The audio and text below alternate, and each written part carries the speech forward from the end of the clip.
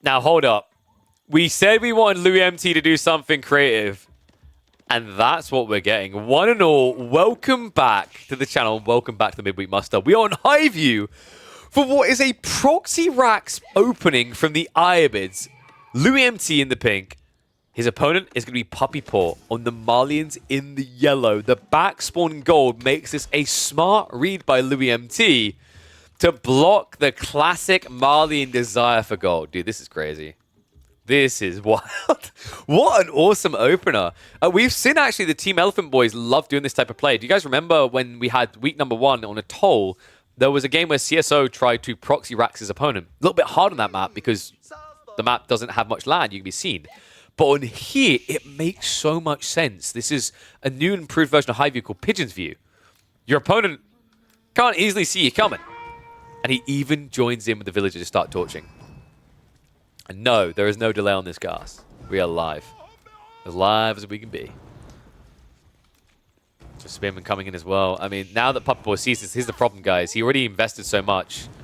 He's going to bring the villagers, though. No. I was about to say, you can't run villagers out for this. Instead, it's just going to be the Mansa. I thought he was actually going to make the choice to go into the Saharan. But the problem is you'd have to Saharan here. The Spinman might be able to poke at you in between and idle you out long enough the outpost goes up. I think the outpost is just too deep for a Saharan to make sense here. So instead, Puppy Paw is just going to have to go it without the gold. Secondary gold, not in a great position for him either. He doesn't even know where it is. When he finds out where these two are, he's going to hate his life in this game.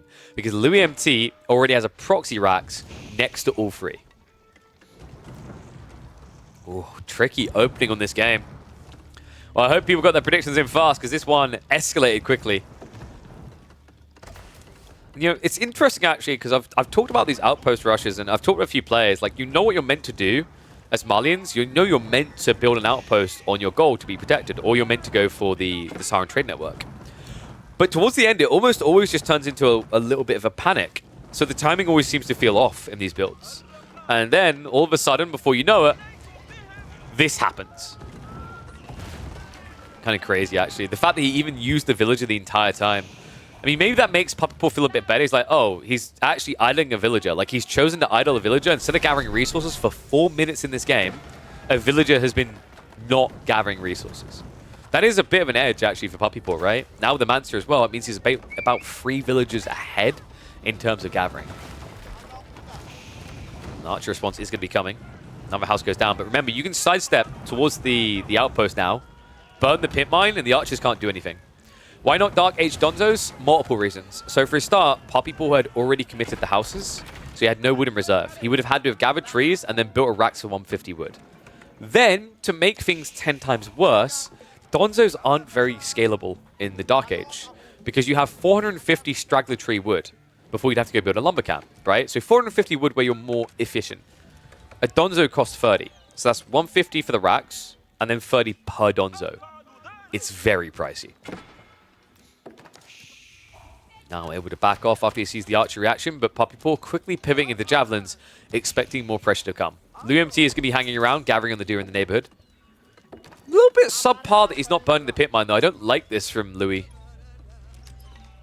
I mean, it's a bit problematic, right? Because I think the archer, yeah, he got him in the perfect stand ground position. So until Louis goes age 2, he can't do anything about this. And age 2 is going to be the growth wing. We have stone gathering coming. Wait, is this 2 TC? I mean, you wouldn't build a mining camp for Arislets, guys. Arislets is just 50 stone. You'd walk 5 villages over, gather once, and leave. This is 2 TC, Louis. With Growth Wing, it's a bit curious, though. I thought, you know, I don't know if I'd say you go industry. You've got plenty of wood. Is there something better than Growth Wing here? Probably not. I guess you could theoretically try and gamble Bazaar, but that doesn't feel very safe. So yeah, the 3 extra eco units is going to get him a very fast timing on his second TC. The walls are now going up. Louis doing everything he can to slow things down. He's already forced the commitment into siege engineering from Puppy Paw here. At this stage, you don't even invest in Arislets. You see the outpost coming, it's not worth it. Villager, ooh, a little bit overextended there. So he is going to end up losing it in the end. No, I don't think you fortify this tower at all. I don't think you fortify, I don't think you Arislets. It's a ram, it's pointless now. Because your opponent can stand here and hit you with javelins when you try to use spears, right? I don't think you defend this. And you can already see by the amount of wood he's macroing, this is most... Wait, is this... Is he legit doing this for the fortification? No. That feels way too late. He hasn't got a villager here. This doesn't work. Louis, I really think I prefer the idea of 2TC. Because this is catastrophic. He's going to lose the outpost. He now has 150 stone just floated and wasted. Good news for him at least is he did destroy before he lost the investment. The spearman will be able to run away, but I mean, at this stage, I guess you're just stuck with 150 stone and nothing to do with it. Yeah, this is not clean from Louis. I mean, the outpost play was cool, right? In theory, and we've seen it work a lot against Malians to delay their timing. But usually when you do this play, it's because you're looking for a one-up elsewhere, right? I was expecting, for example, fast castle. Instead, Louis tried to double down with the fortification, but his timing was way too late. I think that's the awkward thing about trying to outpost rush Malians with Abbasids and Ayubids, right? It's like, you can't rush your tech timing when you know you're going to be delayed. For example, when a Mongol player does an outpost rush, they'll then pull like 7, 8 villages on a deer stone to build it fast, right? You don't have that same privilege as Ayyubids and Abbasids. Not unless you want to go for the advancement wing, which just feels horrible to do in the feudal age. It's like horsemen are going to get a freebie here, though. And the problem is it that much of a freebie? I mean, he's at least targeting the right units, so he's getting somewhat of a good trade, but I don't think Puppy Paw is too phased by this. It was actually a pretty damn good trade. What was it? 2 horsemen kills 2 archers, 2 javelins. And javelins cost the same as horsemen. But Louis kind of revealed his plan very early by doing this now, right? Like, Puppy Paw will know that it's all in feudal. And wow. Don't let him see us.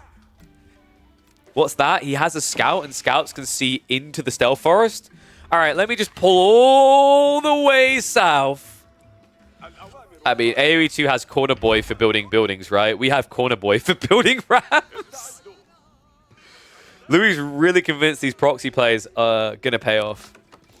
Meanwhile, Puppy Paw already now leaning north side. Second pit mine online. Oh, I didn't pull up the brackets. I got to remember to do that at the start of the games. Reminder, folks, we're currently in the semi-finals here. This is a best of 5 between Puppy Paw and Louis MT. Puppy Paw beating Killjoy 2-0. Louis beating Anatan 2-0, who just got picked up by Fox, which means there's only one Fox member, Foxy, and looking wonderful, left in this tournament. That's in the semi-finals up against Wham. That's going to be Vortex, which might be happening late today. More likely going to be happening before the grand finals on Thursday.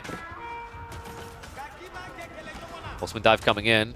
I mean, but it doesn't really matter. The Ram's already done what it needs to, right? It just reveals how big your comp is. So I think Puppy was kind of happy with that. He needs to lean into more Donzos. I think he's way too hard into Javelins here. Kind of makes sense. Usually you want to scale Javelins because Javelins can defend your choke points very easily. You don't need as many spears. And obviously he was paranoid about the Archer transition. But as we can see now, Louis has got a ridiculous count of horses. And weirdly enough, Puppy was like, nope, more Javelins. So Louis' eco is better, right? That's what you'd think. But he already lost a third of the growth wing value when he lost that village on the front. But then on top of that, your opponent has Mansa. He has double pit mine. Louis is not ahead on economy. He really isn't. I mean, the berries at least compete a bit. He has got Golden Age 1, which is giving the 10% gathering rate. And as we scale, right, now that we're approaching 40, a 10% extra is an extra 4 villages. But double pit mine and Mansa is like having an extra 6 or 7 villages. It's very powerful. And now, Puppy Paw is about to get additional economy. Ranches added in.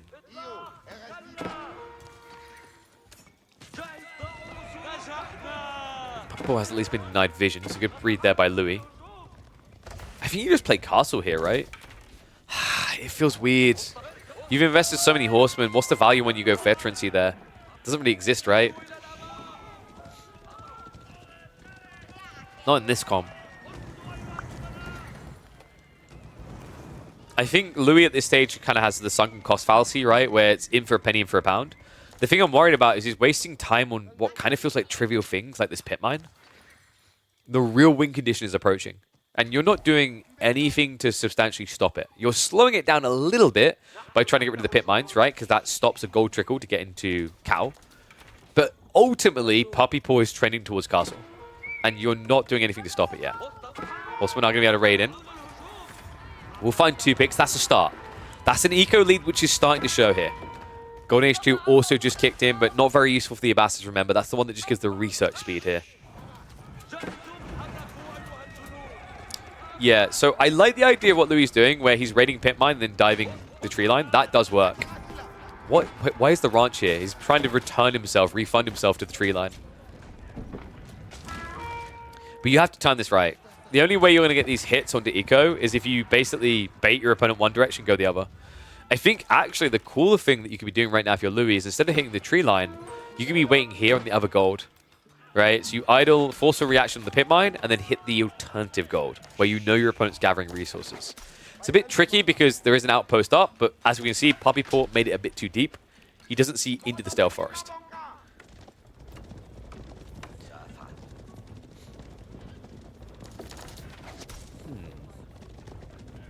I mean, I've got an archer transition coming, but I mean, Puppy Paw's army is pretty good against that right now, right? 16 javelins, more than ample. My tricky predicament here is like, what's Louis' timing? What was he looking for here? Because at some stage you're going to have to go in. It's almost like he's waiting for Puppy Paw to tech to punish him. Danger of doing that is, you know, if Puppy Paw just holds the trigger for a very long time here, with these ranches added in, he will be able to beat you, right? As long as he just keeps scaling his military while gradually adding the ranches and stays in H2, his army will remain big enough to beat. Louis is pretty much gambling that Puppy Paw gets a bit greedy. It might be happening, but maybe sooner than he anticipated here. Villagers pulled in now. Puppy Paw. He pulls the trigger. Fulani on the way. And it has been seen. Horsemen are going to start diving towards the pit mine, but it's just so difficult to brute force with Horsemen. Compared to Ghazi, Sipahi, units that actually have substance to them. Horsemen don't really want to have to engage into this tricky line of spears, right? Not even to stop a tech up. So at that stage, what does Louis do? Does he go home? Does he tech himself? He is, yeah. Advancement's on the way.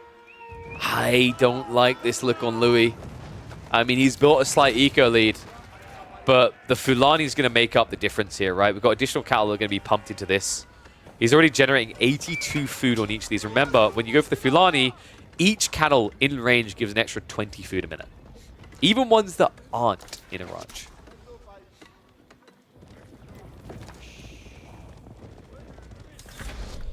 Louis, I think the other predicament is you've built 17 horsemen. We mentioned this earlier, right? You build these horsemen, you tech up. It doesn't feel great vetting them up here. Because it's not really a comp that you feel you're going to be able to continuously scale. On top of that, Castle Age, you're expecting Sofa. Sofa will laugh in the face of Horsemen.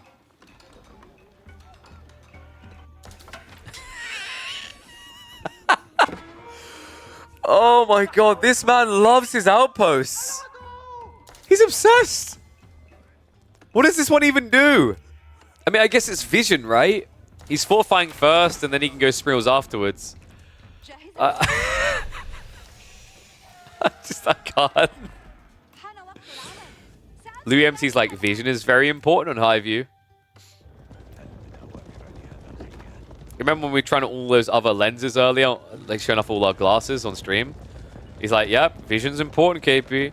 Golems are following this up, by the way.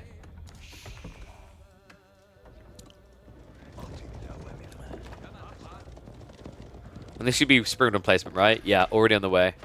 Had to gather a little bit more stone, but worth it with the fortification. I mean, the thing is, does Puppy Paw see this? No, he actually doesn't have vision. He doesn't have a scout either, so he won't be able to see it easily. Because if he did, you could just like prep one treb to deal with it. It's expensive, but it's the cleanest way of addressing this. The problem, though, is like Louis' goal with this play, and the Spring just revealed itself on the mill, by the way. It's not really the way you want to reveal the play. But now Puppy Paw has to focus on this instead of the relic. So Louis should be going for the Mosque drop. Mosque makes a lot of sense here. And yeah, he already has it. Dervish is coming out. This is pretty crafty, man. Like, think about the position on the map. It's going to draw a lot of attention. Pretty much 4 relics easily grabbable now for Louis. He still has plenty of horsemen for the time being, which is keeping Puppy in his base. However, we do now have Sofa on the way from the Canadian. Still one branch that needs to be added in by Puppy Paw. A little bit slow on that detail, but it's because he's been prioritizing the veterancies for his army. So do we just build like another little... Do we just keep extending the compound?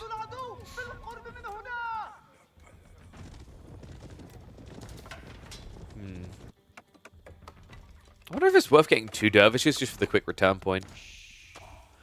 This is the thing, when you don't have the logistics play, dervishes feel a little bit less valuable to spam.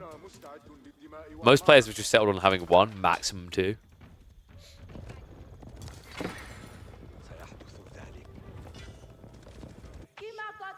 I'm wondering if people feel pressured about this at all. I mean, he just seems focused on getting the Sofa online. And as is being said in chat, yeah, Gulam Archer just sucks against Sofa. You're also doing this into javelins. I mean, vet archers deal with vet javs better than feudal archers deal with feudal javs. But it's still a hard force to dent, right? Like, a lot of your damage is just being mitigated in these fights. You've got Spearman being added in, which is pretty much what he needed. Like, actually, weirdly enough, for Louis, the one thing he needed, which an Abbasid player would have built, but Ayyubid players are always taboo about, is just mass spears. I think it's because he was expecting Puppy Paw to transition archers with poison arrows. But why? Why would he do that? You've got horsemen already, right?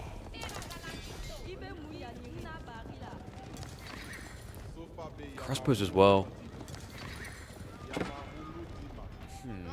Is there a world in which Puppy Paw just peels the sofas and goes hunting? I mean, it's a good read, right? Like, Louis is playing out of his base now. His economy is getting further and further from safety. And, oh no. Alright, 5 gifted, or I follow camera. It's happening again. Tower of the Sultan. I mean, Puppy Paw, he doesn't have a clean answer per se with a bunch of javelins. Donzo's they can catch it. Sofa great if you can catch it. Oh my god. Why does this keep happening in my tournaments? Tower of the Sultan in play from Louis MT. But it sucks against Sofas. 9 damage against a 7 ranged armor unit. That doesn't sound great to me. If you had like 5 of these, it could be worth, but how are you getting 5 of these? They cost 1,000 resources each. And that would take up 15 of your population as well, right? And you're approaching towards pop cap quickly. Like, but by the time you'd have 3 online, you're probably going to be popped. I like the idea from Louis if this was, say, Musafadi, Donzo's javelins. I don't like the idea against Sofa. They gap close way too quickly. They have good base damage. They have really good ranged armor. If you clown cast spears, it makes sense. But we only have a handful of spears, and they're not waiting near the Tower of Sultan. Is that me? Or with these two in their games, have they been very static? It's almost like Louis tried for creative openings and Puppy Paw just let him kind of waste his time. Right? Puppy Paw's just been kind of playing chill mode, while Louis has been flailing like a fish on land, it feels like. Sofas, we talked about the moment, the opening, when they be raiding out the map. That has arrived. Horsemen are going to try to block that, but Horsemen won't win that fight, folks. The Tower of the Sultan, a second one is being built. No, Louis, no. One is cursed enough. It just doesn't work. It's dead. Woohoo! Great use of 1,000 resources. And now he's looking for the outpost next. Meanwhile, the Sofa already getting ready to raid. Louis, he's been wearing his heart on his sleeve in this game number 2. And he's going to be stabbed straight through. Sofa, starting out of the eco. We've got a giant bulk of forces rotating around the back. Malians both defending and attacking simultaneously here. Louis is going to struggle to keep his economy safe. Sofa, they arrive on top of the archers. A great read there, just peel right to the backside and overwhelm the defenders. Still holding half his army forward here. Not really sure what for at this stage. And you either have to stand your ground with the archers or lose the villagers. You have no choice here. Spears are at least arriving. Archers need to trade out against that, but the Ghulams starting to intercept. Spearmen as well. So far, I'm going to be able to pick apart that archer count. Spear count is good enough. Louis will be able to hold his base. However, he will not be able to hold Poppy Paws. No, he has access now. The outpost play, as cool as it is, it's not going to be cool enough. Poppy Paw will take it out. He's got a better economy. He's got more military to work with. And also, Poppy Paw has been taking relics. It's a 2-1 split currently. It's not the big overwhelming lead you're expecting out of Louis here. Louis now revealing the crossbows. I mean, it's not many anyway. Sofa on the north side, or at least going to get pinched, so a little bit greedy for Poppy Paw hanging around there. But that's only wave 1, folks. We've got wave 2, wave 3, wave 4, wave 5. We've got more waves than the Surfer Dude will find down in Australia. We also have stealth. If you whisper, they might not hear you. Villagers get found. Textiles will slow this down a bit, but Louis, he's getting distracted. There's a dive from a few troopers into his base. He finally pulls away, but that's what, 6 villagers down. And a huge lead now for Poppy Paw, and he's still building more towers. If this one goes up on the channel, I think we just call it the 3 forms of towering. We had the Dark Age Rush, we had the Fortified Tower, and then we had this. But none of it holds power over the reigning champion. The Canadian is blitzkrieging his way towards that grand final showdown. 2-0 lead now, 1 more game, and it'll be a stomp out and an easy revenge after Louis MT beat Poppy Paw in that first week. Louis, nothing but perfection if he wants to make Killer Pigeon's midweek muster number 4's finals. God, that sounded weird to say my own name. Let me know what you think about this, guys. Some cool and creative outpost plays. Was there any form that Louis missed? Do you guys reckon you can do Tower of the Sultan better than him? Let me know in the comments, and I'll catch you in the next one.